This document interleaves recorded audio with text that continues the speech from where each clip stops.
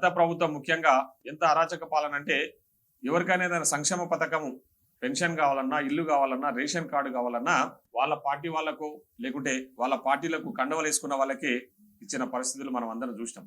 ఈరోజు ప్రజలందరూ కూడా అదే కొంచెం స్టార్టింగ్ లో భయపడ్డారు. అరే మేము కాంగ్రెస్ ఓటు వేయలేదు, టీఆర్ఎస్ వచ్చినాం కదా మాకు ఇస్తారో లేదని. మేము ప్రజల వద్దకు వెళ్ళినప్పుడు ఈ ప్రజాపాలనలో చాలా స్పష్టంగా క్లియర్ గా చెప్పడం జరిగింది. ఇది ప్రజాపాలన, ప్రభుత్వం ప్రజలకు అందరికంటే ఎవరైతే అర్హత గల నిజమైన లబ్ధిదారులు ఎవరైతే ఉంటారో వాళ్ళకందరికీ కూడా ఈ సంక్షేమ ఫలాలు అందించాలనే లక్ష్యంతోనే మేము ముందుకు వెళ్తా ఉన్నాం. ఖచ్చితంగా అర్హత గల వ్యక్తులందరికీ కూడా పార్టీలకు అతీతంగా ఈ గ్యారంటీ పథకాలను అందిస్తామని కూడా ఈ సందర్భంగా చెప్పినాం. కానీ నిన్న మొన్న కొన్ని పేపర్లలో చూస్తా ఉంటే వాళ్ళు ఓడిపోయింది పక్కకు పెట్టేసి ఎందుకు ఓడిపోయినామనే సమీక్షలు చేసుకోకుండా ఉల్టా మేము వచ్చి నెల రోజులు కాలేదు, నెల రోజులకే పేపర్లల్లో ప్రెస్ మీట్లలో ఎక్కడ పడితే అక్కడ అడ్డగోలుగా మాట్లాడే ప్రయత్నం చేస్తా ఉన్నారు. ముఖ్యంగా నిన్న కేటీఆర్ గారు నిన్న మనం మాట్లాడిన తీరు చూస్తుంటే మేము జిల్లాల సమీక్షల గురించి కూడా జిల్లాలు తక్కువ చేస్తాము, జిల్లాలు పెంచుతామని విషయాలు కూడా మా ముఖ్యమంత్రి గారు చాలా స్పష్టంగా చెప్పారు.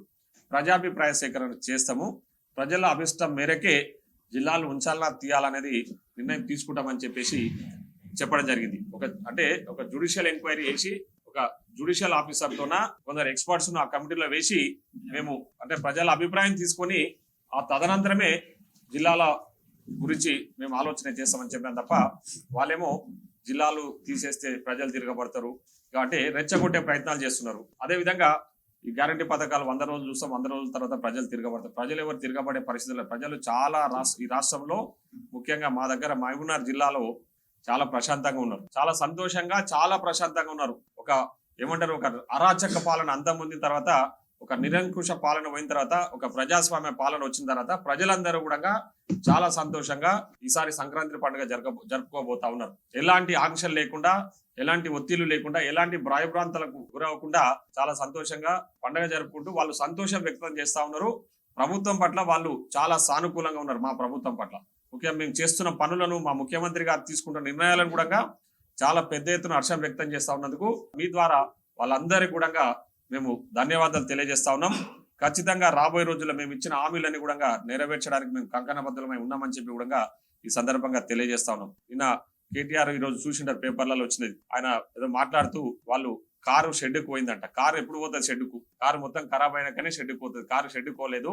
మీరు ముఖ్యంగా ప్రజలను పట్టించుకోలే, ప్రభుత్వంలో ఉండి ప్రజలను పట్టించుకోవడానికే ప్రజలు ఈ రోజు మిమ్మల్ని ఇంటికి పంపించారు. ముఖ్యంగా మీరు అంటున్నది ఏంటంటే మేము పనుల మీద బిజీ ఉండి, మేము చేస్తున్న పనుల మీద బిజీగా ఉండడం వల్ల మేము ప్రజలను పట్టించుకోలేదు కాబట్టి మమ్మల్ని ఓడగొట్టారు. మీరు పనుల మీద బిజీగా లేరు, మీరు ఏదైతే దోపిడీ మీద బిజీ ఉన్నారో, ఈ రాష్ట్రాన్ని దోచుకోవడంలో బిజీగా ఉన్నారు కాబట్టి మిమ్మల్ని ప్రజలు తిరస్కరించింది. ఈరోజు మీరు పనులు ఏం చేస్తే మీకు ప్రజలు ఎప్పుడైనా కూడా పనులు చేసిన వాళ్ళని ఆదరిస్తారు, మీలాంటి దోపిడీదారులను ఆదరించరు. 10 సంవత్సరాలుగా ఈ రాష్ట్రాన్ని అన్ని రకాలుగా దోచుకొని మళ్ళా మేకప్ బోతు గంభీర్యం ప్రదర్శిస్తా ఉన్నాడు ఈరోజు కేటీఆర్ గారు. దానిపైన ఆల్రెడీ మేము నిన్నమన్నా ఈ నెల రోజులుగా మా ముఖ్యమంత్రి గారు ఎంతో పారదర్శకంగా, ట్రాన్స్పరెంట్ గా గత ప్రభుత్వం చేసిన మోసాలు, దోపిడీల గురించి ప్రజలకు చేరవేసే విధంగా ప్రయత్నం చేస్తా ఉన్నాం. ఈరోజు ఆర్థిక పరిస్థితి చూస్తే, రాష్ట్ర ఆర్థిక పరిస్థితిని మొత్తం దివాలా తీయించేసి మళ్ళీ పైనుంచి చిలక పలుకులు పలుకుతా ఉన్నారు. ఈరోజు కాంగ్రెస్ వాళ్ళు చెప్పిన హామీలు ఎక్కడి నుంచి చేస్తారు, ఎట్లు ఇస్తారు, ఏమి ఇస్తారు అని చెప్పేసి, అది మేము ఎట్లు ఇస్తాము, ఏం ఇస్తాం అనేది మాకు అంచనా ఉంది, మాకు ప్రణాళిక ఉంది.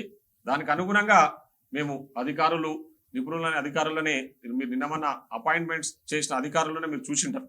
ఏ డిపార్ట్మెంట్ కైనా కూడా ఈరోజు అధికారులు నియమించబడుతున్నారు. ముఖ్యమంత్రి గారు చాలా పారదర్శకంగా అనుభవం గల అధికారులనే ఆ వ్యవస్థలకు నియమించడం జరుగుతూ ఉంది ఈరోజు ప్రభుత్వం. సో ఈరోజు మా ముఖ్యమంత్రి గారు ఒక విజన్ తోనే పనిచేస్తా ఉన్నారు. అంటే ప్రజలందరూ కూడా సుఖ సంతోషంగా ఉండాలి, రాబోయే 10 సంవత్సరాలు మేమే అధికారంలో ఉండాలనే లక్ష్యంతోన చాలా నీతిగా, నిజాయితీగా మేము పనిచేయాలనే లక్ష్యంతోనే, ప్రజలకు ఎప్పుడు అందుబాటులో ఉన్న లక్ష్యంతోనే మేము పనిచేస్తా ఉన్నాం. మా ముఖ్యమంత్రి గారు కూడా నిన్న ఈ పార్లమెంట్ కు సంబంధించి రివ్యూ మీటింగ్ పెట్టినప్పుడు కూడా మాకు చాలా స్పష్టంగా ప్రజలకు మనం ఏమేం చేయబోతా ఉన్నాం అనే విషయాలు కూడా మాకు చెప్పడం జరిగింది.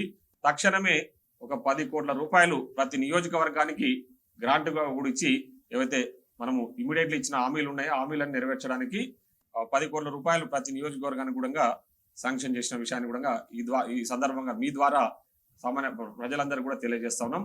పాలమూరు రంగారెడ్డి విషయంలో కూడా మేము ఆల్రెడీ ముఖ్యమంత్రి గారితో చర్చించడం జరిగింది.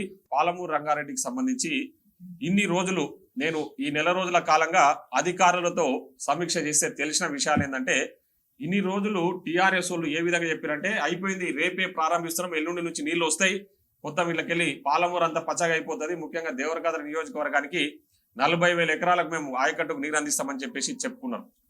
తీరా చూస్తే నేను రివ్యూ చేస్తే ఆ రివ్యూలో తేలిన విషయాలు ఏంటంటే పాలమూరు ముఖ్యంగా కరవెన ప్రాజెక్ట్ ఏదైతుందో పాలమూరు రంగారెడ్డిలో భాగంగా కట్టిన కరవెన ప్రాజెక్ట్ కింద ఇప్పటి వరకు గత ప్రభుత్వం చేసిన తప్పిదం ఏంటంటే 1 ఎకరం కూడా కెనాల్స్ కు ల్యాండ్ అక్విజిషన్ చేయలే.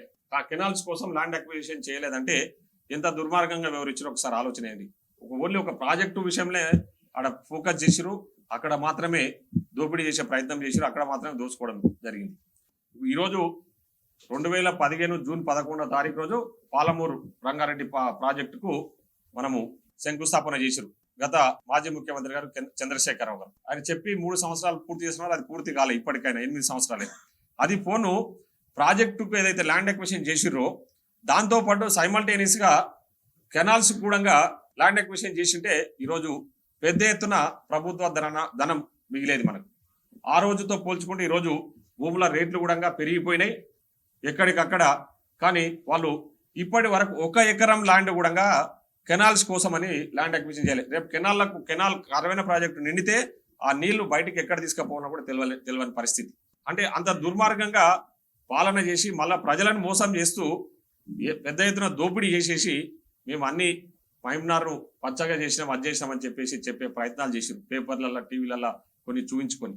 ఈరోజు సమీక్షలు చేస్తూ ఉంటే వాళ్ళ చేసిన నిర్వాహకాలు వాళ్ళ తప్పుదాలు అన్ని కూడా ఒకటొకటి బయటకు వస్తూ ఉన్నాయి. ఈరోజు మేము ల్యాండ్ అక్విజిషన్ చేయడానికి నేను అధికారులను పిలిచి అడిగితే కెనాల్స్ కోసం వాళ్ళు ఇంతకుముందు గతంలో పెట్టిన బడ్జెట్తో పోల్చుకుంటే ఇప్పుడు 10 బడ్జెట్ అవసరం పడుతుంది.